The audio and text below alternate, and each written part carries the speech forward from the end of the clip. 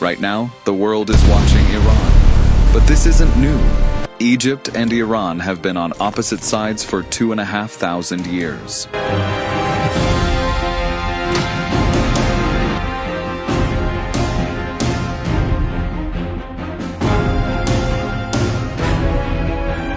Before there was a battlefield, there was a wedding.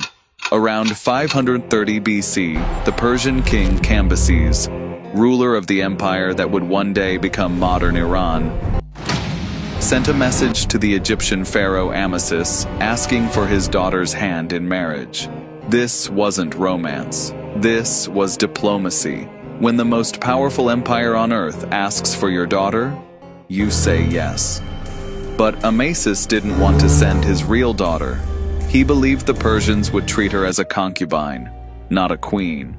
So he dressed up a woman named Nitedis, the daughter of a dead former pharaoh, put her in royal clothing, and sent her to Persia. Nitedis walked into the Persian court. She stood before Cambyses, and she told him the truth. She told him exactly who she was and exactly what the pharaoh had done. Cambyses didn't write a letter. He didn't send a complaint. He started planning an invasion. But here's what most people don't realize. Even without the bride story, Persia was going to invade Egypt eventually.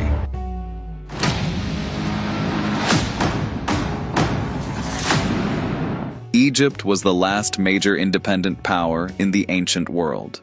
Cyrus the Great, Cambyses' father, had already conquered Babylon, Lydia, and most of Central Asia. Egypt was the final prize. The fake bride didn't start the war. It gave Persia the excuse it was looking for. And Egypt's problems were about to get worse, because the pharaoh's own military advisor was about to betray him.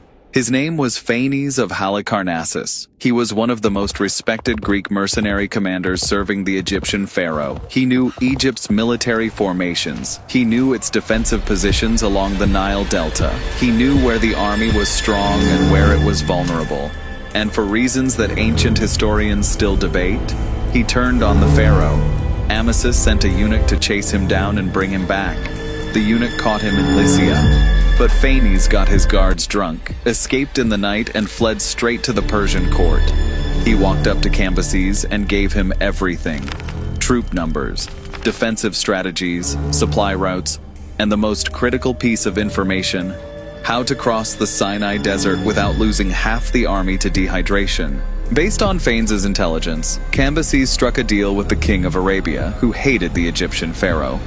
The Arabian king agreed to provide water stations across the entire Sinai crossing, enough to keep 50,000 soldiers alive through the desert. By the time the invasion began, Persia didn't just have the largest army in the world.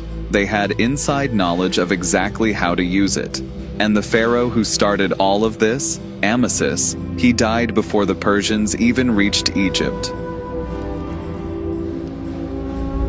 His son, Psamtik III, inherited the throne, the army, and a war his father created. He was young, he was inexperienced, and the most dangerous military advisor in the country was now working for the other side. 525 BC.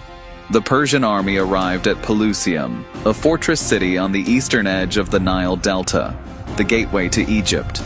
But Cambyses had one more weapon, and this one had nothing to do with swords.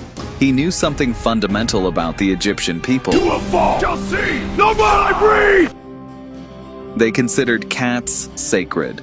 The goddess Bastet, protector of the home, of women, of children, was depicted as a cat. Injuring a cat in Egypt wasn't just a crime, it was a spiritual offense punishable by death. Egyptians believed harming a cat could condemn your soul in the afterlife. So Cambyses ordered his soldiers to carry cats, live cats, onto the front lines. Some accounts say they painted the image of Bastet on their shields.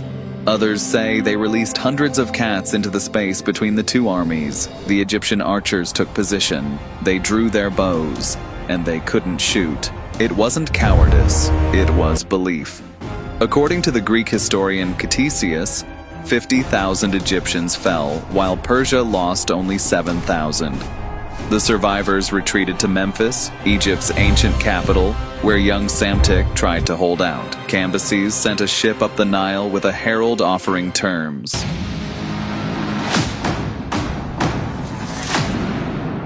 When Cambyses took Memphis, and he did take Memphis, the punishment was severe. 2,000 of the city's most prominent citizens were publicly executed, including a son of Psamtik himself. The young pharaoh was taken prisoner and sent to Persia in chains. Egypt, the oldest civilization on Earth, fell in a matter of weeks. Not because it was weak, because its enemy understood it better than it understood itself.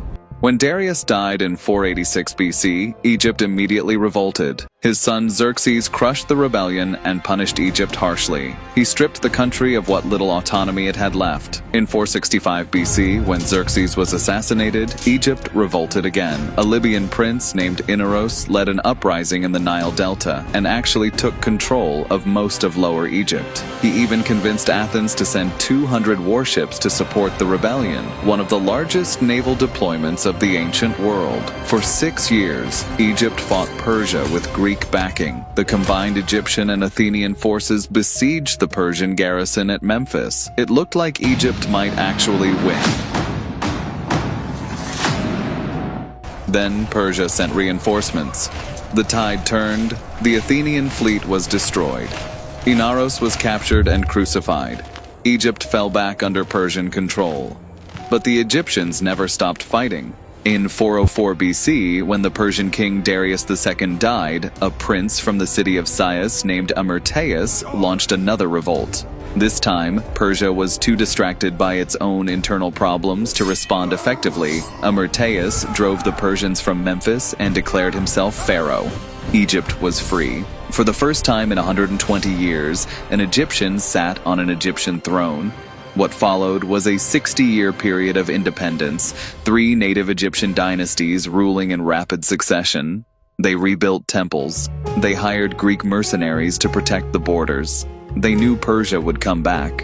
They just didn't know when. If there's one pattern that defines the relationship between Egypt and the land we now call Iran, it's this. Every time Egypt thinks it's free, Persia returns. Did you know one pharaoh had over 200 wives? And there's a shocking reason why he needed that many. We explain the whole story. Click here to watch it.